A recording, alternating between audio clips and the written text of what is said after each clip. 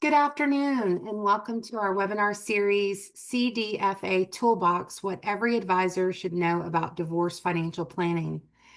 I want to mention a couple of upcoming chapter events. We've got a partner webinar series, Repurposing Existing Annuities to Meet Goals in a Financial Plan, on September 18th from 12 to 1.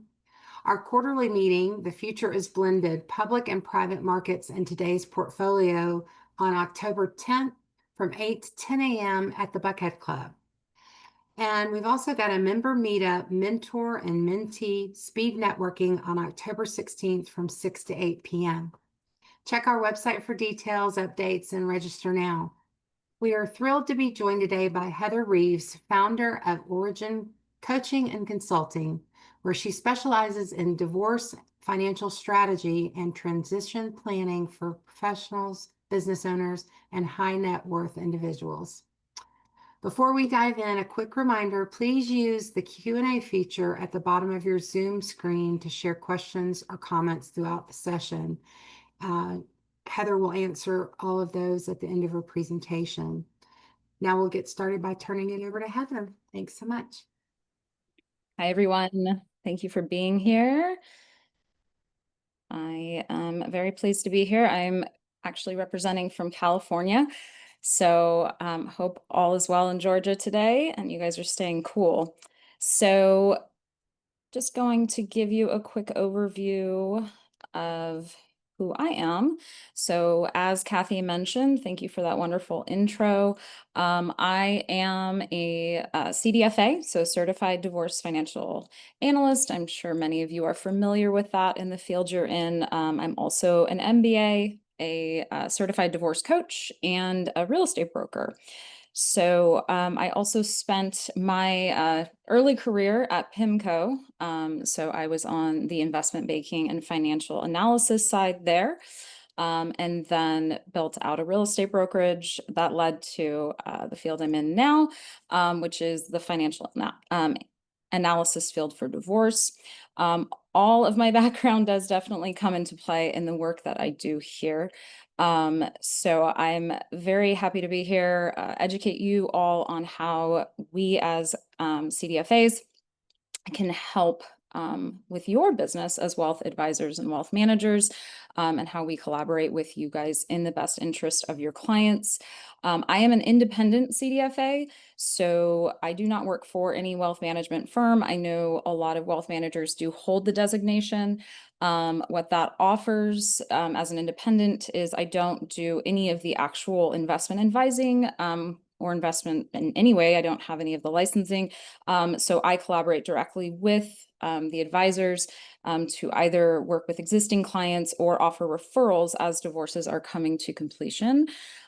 So that is a bit about me. I'm also a member of the Amicable Divorce Network. So what that represents is trying to do more collaboration in divorce and try to keep people out of litigation, costly litigation. So,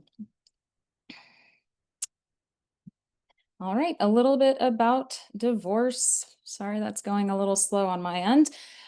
So a lot of people know some of these numbers, but getting into the nitty gritty, 40 to 50% of marriages end in divorce. And typically speaking, divorce takes on average over a year. Even if a state has a shorter time window, it just tends to take that long. I'm familiar with divorces that have taken much longer than that, even up to 8 to 10 years, unfortunately. And they also are extremely costly. They can cost, anywhere from tens of thousands of dollars up to $1 million even. So divorce is definitely something that is very prevalent. And what ends up happening in divorce is people have emotions running high and they aren't necessarily making the best decisions, or they're making rapid decisions. So here we are going to kind of dive deeper into how we can best serve clients as they're navigating this really scary time in their lives. So, why does divorce matter to all of you? I'm sure you're aware because of those numbers. Bottom line is, divorce can be extremely time consuming and extremely costly, as well as causing assets to be frozen during the course of the divorce. So, what that means for you all is that that money is not available to your clients for investing, to you guys for proper advisement, and also the depletion of resources in divorce can greatly and dramatically affect um, your ability to best serve your clients and their overall income earning potential. So the good news in this is that you guys are also, when it comes to matters of divorce, one of the first people that clients will reach out to because they are trying to navigate these questions regarding their finances. So you guys do hold a very pivotal and trusted role as their advisors. But that also means that often, if it's a couple that you have been working with for many years, um, it's hard to be able to help both of them at the same time because sometimes they have a bit of competing interests when it comes to what they're trying to do. So, what we're trying to do here as a CDFA is kind of bridge that for your clients. And we'll go to the next slide here. So, in what you all do, you're assuming financial stability. Divorce obviously dramatically affects the foundation of that financial stability. It also greatly affects cash flow volatility. Household income tends to drop by 41% for women and 23% for men post-divorce. And then we're also looking at that asset erosion due to legal costs and poor planning that can reduce the marital estate up to 30%. And when I speak of that, I have seen marital estates in my experience be dramatically affected up to 90%, just depending on how long the divorce goes on for. Um, for instance, I referenced earlier an 8-year divorce that is still ongoing. They've actually now been in the process of divorce for longer than the timeline they were married. I have just now been working with one of the parties in the divorce for about 6 months, trying to help them finally finalize their divorce. In going through the numbers, they started with an overall um, like wealth plan of having approximately 1.5 to $2 million in assets available to them. At this point in time, due to legal expenses and the ongoing divorce, they are at around 200,000 left. And the majority of that went to family law attorneys and other experts that they hired. So I use this as a cautionary tale. Unfortunately, I've seen it happen many times with these kind of high conflict divorce cases. And that's what we're trying to, of course, avoid for your clients and for anyone going through the divorce. So the other thing that we tend to see is the tax traps, just creating unexpected liabilities, whether that be just mishandled, stock options or RSUs, or just property divisions being done in ways that are not considering the tax ramifications. So things come out later that are unexpected. Other areas would be in pension valuations, not being valuated with their actuarial number, value, being valued at present value instead, and not communicating separate property versus community property, and then assumptions about retirement age. So what your clients need, or anybody navigating divorce really need, is a lot of clarity in the financial space. And some of that clarity, of course, you guys can offer, but there's so many different layers. So that's where a CDFA might come in.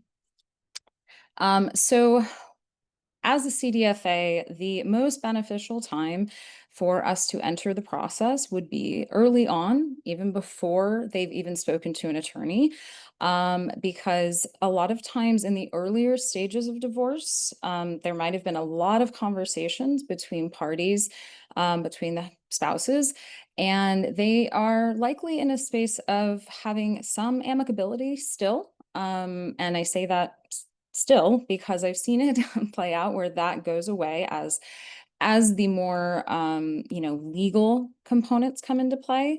So being able to at least have a CDFA enter and begin gathering the financials, that's the assets, W-2s, business records, retirement funds, investment portfolio information, allowing the CDFA to come in before anything else is really, really helpful and beneficial to the client.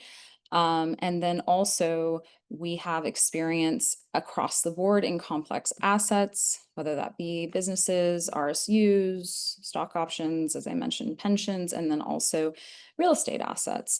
So all things, of course, you guys are also familiar with, but we're also looking at it from this holistic perspective of division. And on top of that, we are looking at it from the perspective of sustainability as it pertains to support. And then again, just those high conflict, high net worth cases, that is a very large portion of what I end up dealing with. And so it's, again, very costly when it comes to cases like that. So that is where we step in. So here's kind of a flow of how ideally it looks from the perspective of you guys and working with you as collaboration partners with your clients. So the client comes to you as the advisor, and it's really loading slowly on my end. So, and then as the advisor, they talk to you about consideration of divorce or even consideration of separation and what that could look like. It's at that point in time that early stage that we recommend they can come and speak to a CDFA. And also, just to point out, obviously, there are also other professionals that deal in the financials in divorce. For instance, forensic accountants, I'm sure you guys are familiar with.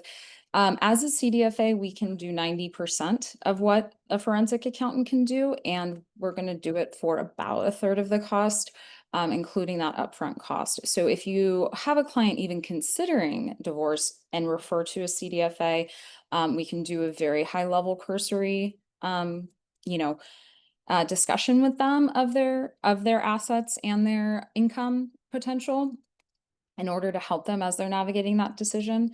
And assuming it moves forward to divorce, that's when we do recommend or have the clients turn it over more towards the attorney once we've gotten a really good baseline of what their financial picture is going to look like. And hopefully also been able to work with both spouses. As I mentioned earlier, a big portion of this is about collaboration, at least in my practice, and I know in other CDFA's practices, because again, we want to limit the cost. And so right now I'm also like working with a client in South Carolina. We took about a month or two to gather all the data. Both parties were amicable to providing the data. And now we're able to return it over to the attorneys to begin drafting the next stage, which is their settlement offer. And I will say this was a very smooth process, not without hiccups. There are children involved and multiple assets and properties involved. So we did have our pain points and moments in this. However, overall, very smooth. And the family law attorneys involved were very grateful at how smooth it was handled, considering the complexities of their financial situation. So we were able to get them to point of settlement within a 3-month period. And in working with, they also have advisors that I've been in collaboration with on this case. So now we're going to be able to turn it back over to the advisor. They're actually set to sign their settlement agreement in this case next Friday. So those assets that have just been kind of in flux and in limbo are very quickly going to be turned back over and able to continue to generate income for these clients. So that is an ideal case. We've already gone over this, but just a little bit more detail what we are. Well, one thing is I already pointed out, we are not wealth managers. Again, you can have the certification as a wealth manager, but that's not what there's a little bit of a conflict in that because we're obviously trying to analyze a lot of different assets. So keeping it separate is important. But we are just financial professionals that are just there to try to bridge that gap and do the financial forecasting and also wealth planning.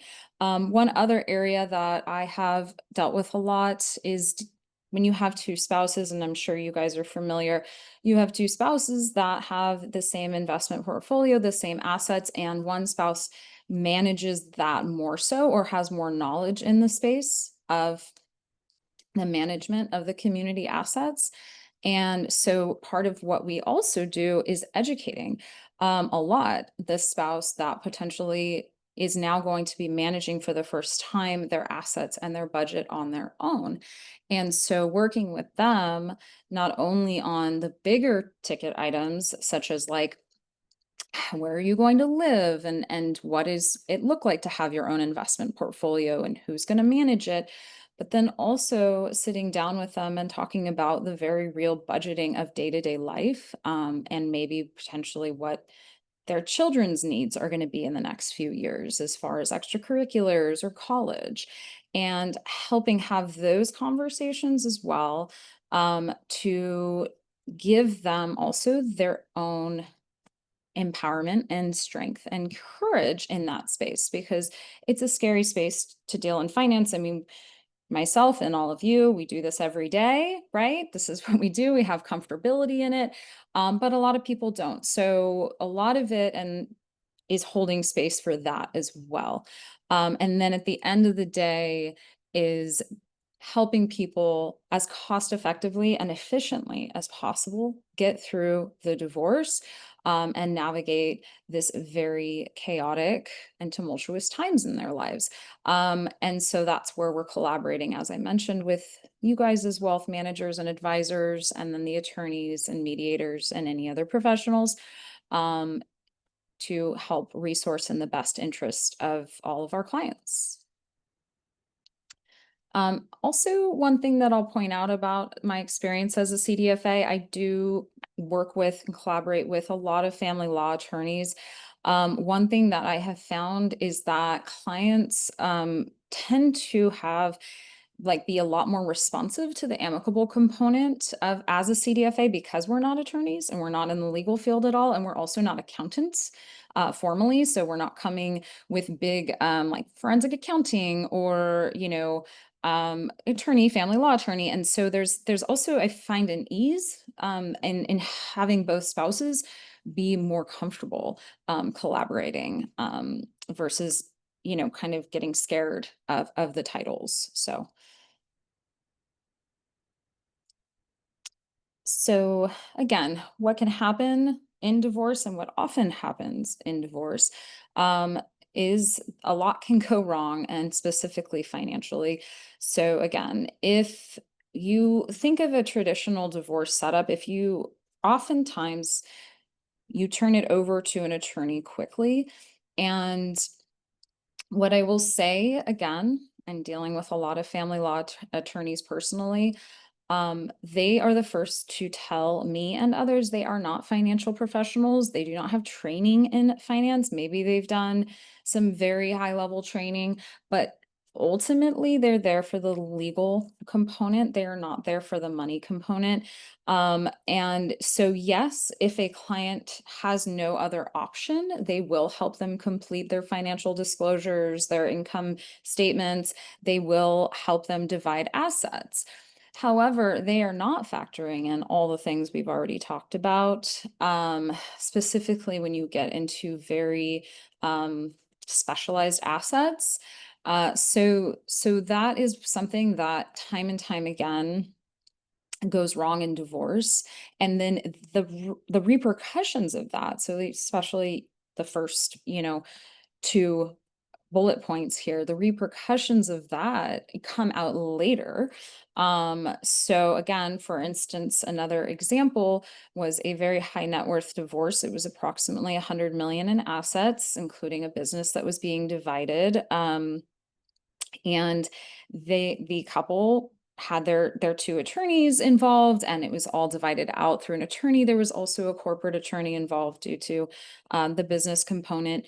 And during the course of time, they settled it, and it wasn't bad necessarily until about a year later, when the tax bill came down and there was a multi-million-dollar tax bill that nobody had factored in.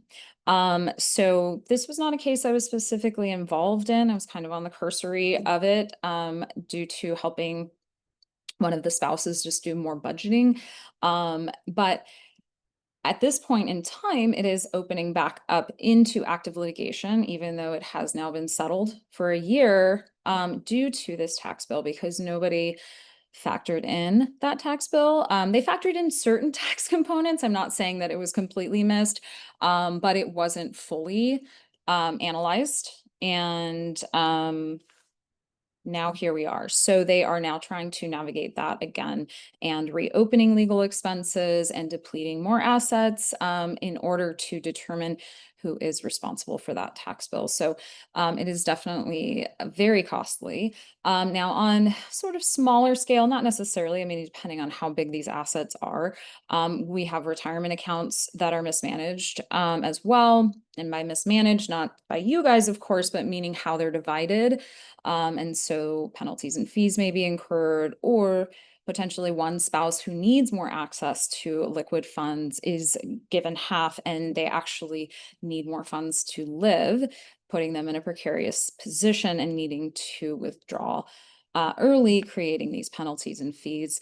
The other area that is often done incorrectly or too late in a divorce, I should say, would be in the space of quadros. So those are those qualified domestic or to qualified divorce accounts that allow you to divide out from like a 401k. And I'm sure you guys are familiar with that. So you have to hire a separate professional when that is taking place in order to do so. And then you need approvals from whoever the person or the parent is of the 401k or retirement fund in order to divide it out. So what often happens again, in I've seen this happen multiple times as well, is that it's divided too late. So they agree during the course of settlement, and then the process is begun to divide it. It can be time consuming.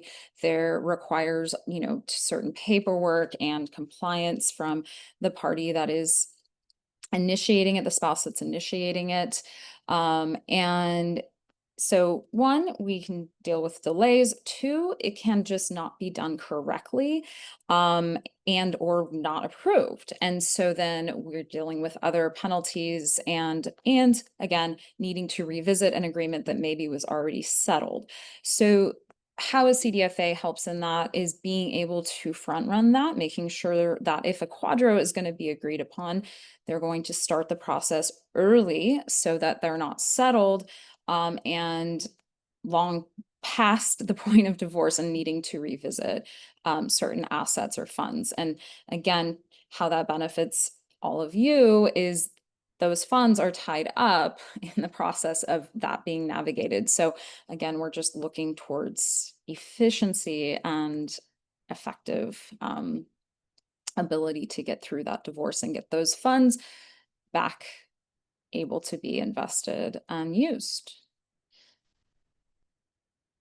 So also another area, and this is less, I guess, not less to do with the financial component. It is having to do with the financial component, but I think that a lot of this ties back to the point 4 on this list, which is emotional decision making, and point 5 as well, which is just trying to be done. So we also find that a lot in divorce, which it's an emotional time. And as I mentioned earlier, I'm also certified as a divorce coach. So this is where that part comes in, is being able to sit with people in the emotions that they're feeling regarding the divorce. And if anybody's gone through it before, or been with someone or been around someone who you care about going through a divorce, you know it to be a very tumultuous time. It very rarely goes smoothly without big emotions. So what that also ends up happening is, in these emotional, if there's nobody there helping to advise, helping to hold space, um, and just give proper perspective, you have people making very quick, irrational, sometimes emotional decisions.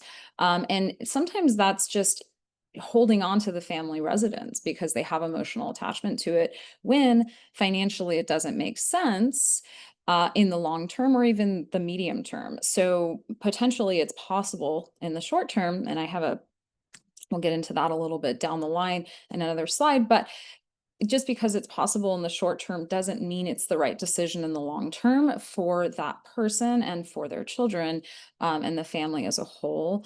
So what we're trying to also do is mitigate this portion of it, and then also that be just being done mentality, which can contribute to long-term asset loss by not, again, fully thinking through all the ramifications of liquidating potential accounts or selling stock options. So that is very important. Um, and also another area that I point out on here is business valuation gaps. So I'm sure a lot of you also work with business owners or people who have equity interest in business. The valuation of those can be done in many different ways. However, oftentimes, unfortunately, it is not done properly, or it's done in more of a model that's like not factoring in like community property or goodwill. In divorce, you need to factor all of that in.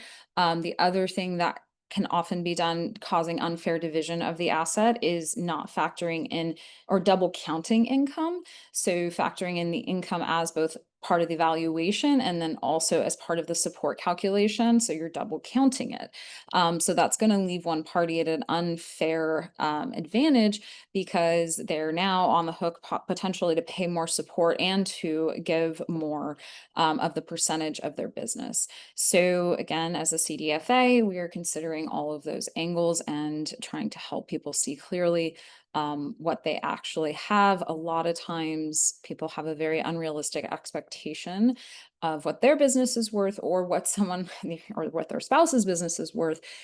So, we're there as the voice of reason. Um, and then again, unrealistic support agreements. So cash flow. A lot of times, again, it's support is not properly calculated, or it's calculated very directly, versus being calculated in the best interest of the parties. So there's difference there. You can do it just as a very black and white formulaic approach. Different states do it differently, but overall it, comes out relatively the same. And that's one method of doing it. However, as a CDFA, what I'm trying to do with my clients is really take a look at their lifestyle, take a look at their overall expenses, and also consider the value driver of, whether, if they're the one receiving the support, I want to think about their spouse. I want to think about their spouse's lifestyle and value drivers as well. And I don't want them to be moving forward post divorce with one spouse being resentful of the other due to support. So we also work to potentially divide assets in different manners that allows for income to be realized in other ways, such as, working with a wealth manager in that space. So that's where I do seek to collaborate, and get advisement from your side of life to say, okay, is there, we're going to have approximately $1 million in assets available for investing for this client. They've never invested before. Here's what we're looking at as to their overall lifestyle and expenses to support, their ongoing living. And what can we advise that they invest in order to do so? So that is where I don't advise. I turn it over to your team, and your expertise to help the shared client in that space. I do find that doing it that way versus doing the very traditional, you make X, so you have to pay Z, approach helps it be much more collaborative, even moving forward as co-parents with less resentment. So again, it's a very holistic approach to the whole process of divorce and the outcomes for everyone involved. Okay. All right. So the toolbox. So that's kind of the whole premise of our discussion here today. So what this is all that we do here. So I've already gone over all of these, and then I'm gonna jump into some couple case examples, but here's just a little pie chart so you guys can see all the things we do as CDFAs. And to the next.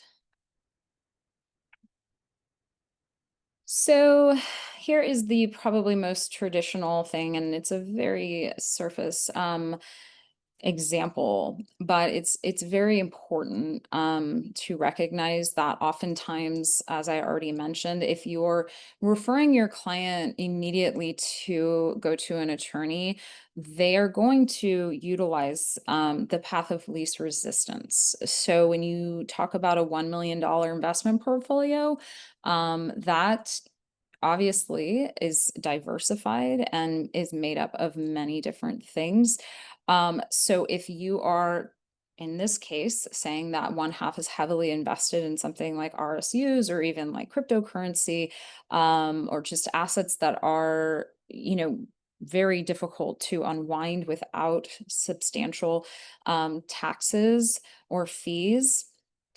And then the other half in this scenario is in a retirement account. Whether that's a Roth or a traditional is going to matter as well. But either way, if you just go straight 50-50, you have an issue of not only taxes and fees, but also liquidation for support needs, like we talked about.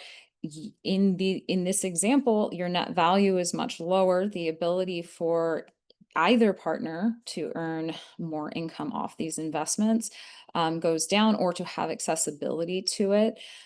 So again, this equal traditional approach to splitting it is going to erode wealth and destabilize the cash value. So what we would do in this scenario, just walking it through. So we're going to, as a CDFA, I would be setting up a model for my clients of various situations. So I used a program called Detour Live, and in that, everything gets imputed and plugged into the program, including their income streams, W-2s, business valuations, appraisals of their properties, and then all their investments and bank accounts, etc. So every single thing gets thrown into this, and we do different financial models, and then walk through the budget with the client. So it's just not as simple as a $1 million portfolio, because there's all different things in that portfolio. So then we're going to go through and reallocate, depending on the assets for liquidity purposes, and then create, that balance, align with the time horizon, and minimize penalties when it comes to retirement and any taxable accounts. Make sure to account for and properly divide RSUs and deferred compensation plans, and then sit down and really stress test it with the client. So, okay, how does this land versus how does this scenario land? What is your long-term strategy? And then also factoring in the tax ramifications. Of course, we don't want to forget about those. And then also just preserving, right? So we're preserving that bottom line. And we want to be as close to preserving that $1 million in a true division of 500 and 500 as possible. And that's going to look much different than just going straight down the line. We want to preserve those assets under management for you guys, and just also create that post-divorce roadmap to help all parties navigate financially.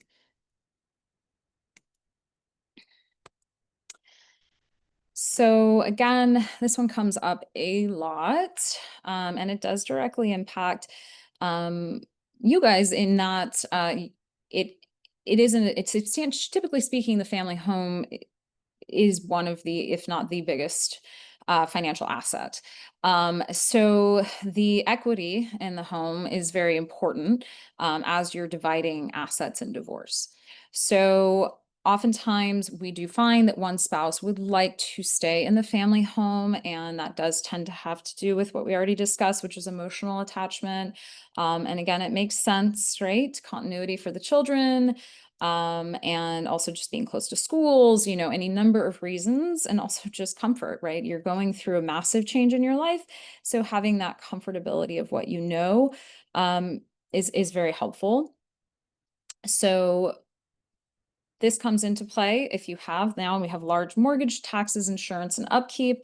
And then as they are navigating that post-divorce, they realize they can't afford it, or they don't have access to enough funds to just continue to live and support themselves and the house. And so that can potentially, and often does, result in needing to sell it down the line.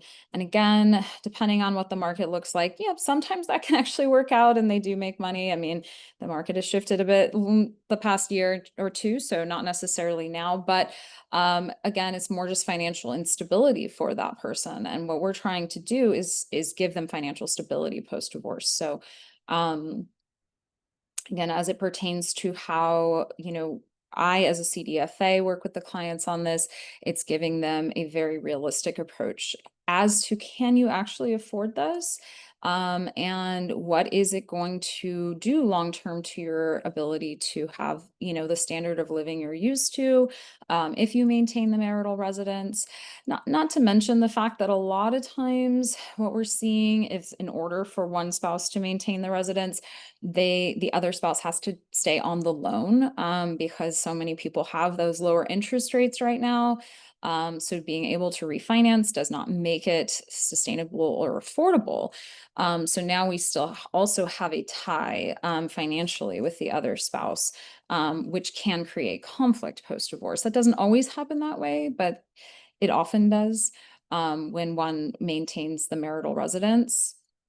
So again, what I do is try to help propose alternative settlements, or whether that's selling and using the assets to purchase something else, or investing those assets and renting somewhere in for a shorter duration, but just allowing them to have a more stable living arrangement moving forward. But just fully understanding, it's not just a financial decision, it's also an emotional decision. So sitting with them in that decision, um, and ultimately, helping them to make the best decision for their family.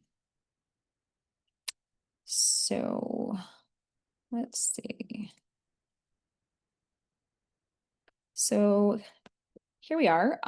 So benefits to your clients. What do we help you do? Well, the number one thing is clarity and chaos. Again, divorce. I am divorced. I don't know if any of you are divorced, but I will say that it is a very chaotic time trying to manage life, work, children, and the divorce can be a part-time job in and of itself.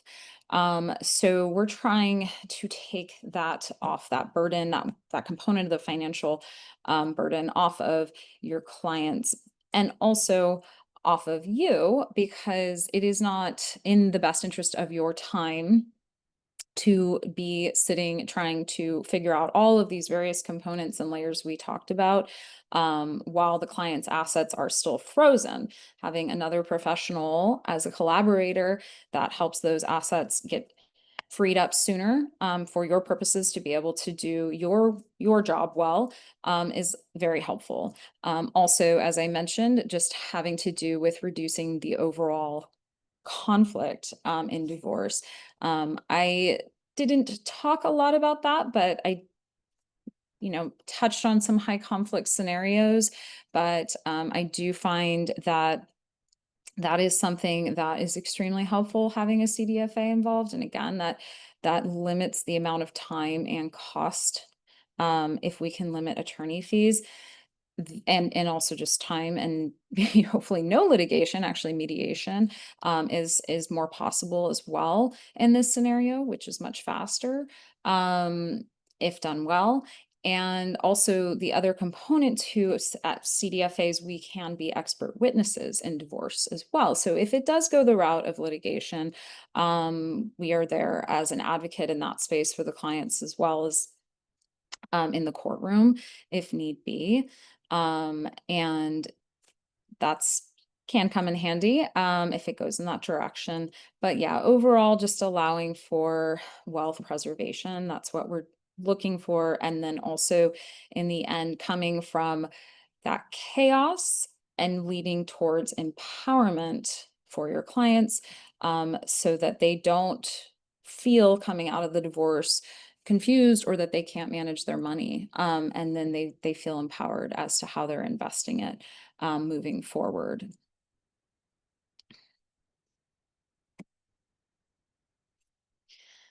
And sorry. And then, as I mentioned, for you guys, so bottom line, protecting your clients' assets. That's our goal, right? We don't want the assets to go towards taxes or fees, or really family law attorneys in general. We want them to go back to the client and back to their portfolios, so that they can continue to live as normal and comfortable of a life as possible. As I mentioned, I do deal with a lot of high net worth cases, and it it's maintaining their life, the life for their children, is very important. And sometimes that's impossible depending on how it goes, and how, not just how it's divided, but how emotional and litigious a case becomes. So that is really, like, obviously the biggest thing. But for you guys too, working with a trusted CDFA builds trust for your clients, because handing it off to someone who they feel is helping them, and therefore helping their greater outcomes, only obviously reflects well for you guys as well. Not only in business, but also in referrals and just intergenerational relationships, and all that builds upon the relationships you guys have already built. We don't want your clients to lose their assets, and therefore you lose a client in general. We're hoping to preserve and build a stronger foundation, even moving forward, for the two individuals involved. And again, as I mentioned already, that it reduces your workload in crisis, so you guys can focus on the business of what you're doing, and know that it is in good hands with the CDFA, helping manage the outcomes of the divorce, so that it can go back to you guys successfully in the end. And again, the goal is just to re-engagement post-divorce. So maybe there might be a time period where they are unable to invest due to assets being frozen in the negotiation and division, but we are always looking to the end game of getting them back safely in your hands as their managers.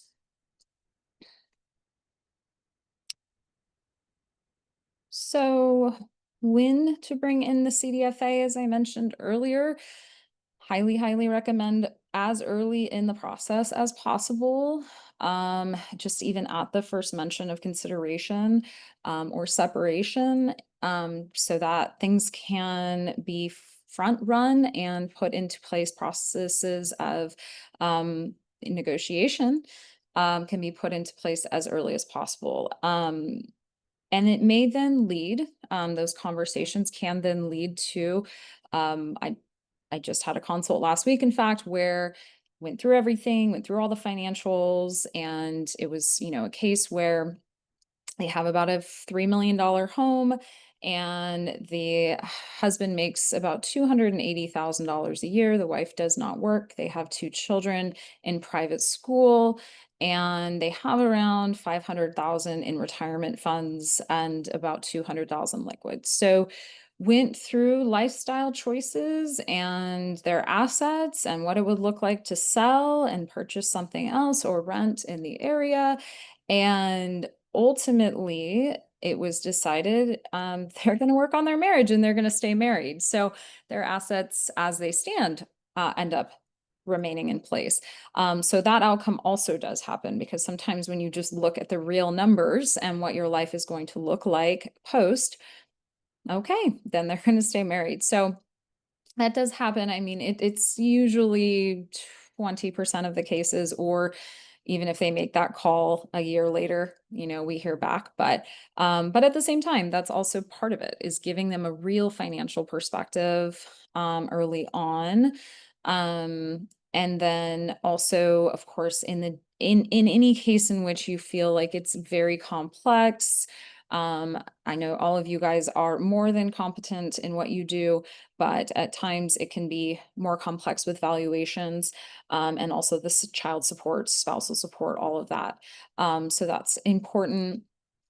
And the rest of this I've talked about, but that other area, that unequal financial literacy between spouses, I think is also very helpful to refer to a CDFA if you have, clients where you feel that one spouse is more managing of everything and you're worried, not worried, but you just want the other spouse to feel that they're on equal footing during the process. That's a great time as well to refer to it. And also just with, again, support negotiations, or any client just coming to you with questions like, can I afford to do this? What does it look like?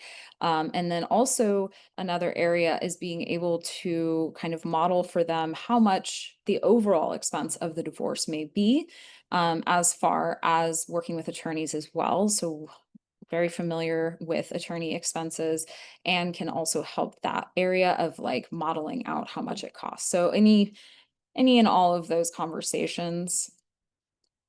So again, similar, just what to listen for if it's coming up.